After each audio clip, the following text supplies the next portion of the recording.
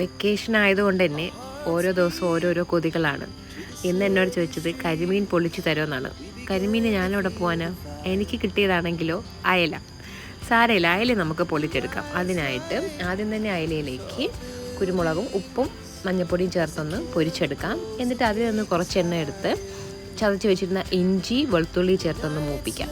അത് മൂത്ത് വരുമ്പോൾ അതിലേക്ക് നമ്മൾ 2 വലിയ സവാള ചേർത്തൊന്ന് വഴറ്റിയെടുക്കാം.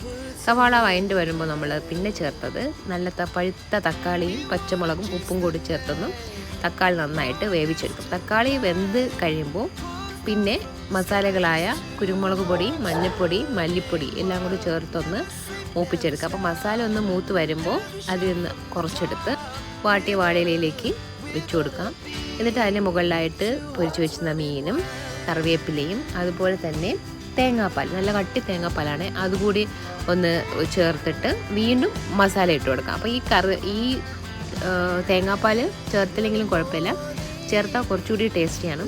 പിന്നെ 2 കറിവേപ്പിലയും കൂടെ വെച്ചിട്ട് ഇതിനെ ഒന്ന് നമുക്ക് നന്നായിട്ട് കീറാതെ, ഇലയൊന്ന് കീറാതെ ഒന്ന് പൊതിഞ്ഞെടുക്കണം. ഇത് കുറച്ച് റിസ്കി പരിപാടിയാണ്, ശ്രദ്ധിച്ചില്ലെങ്കിൽ കീറിപ്പോവും.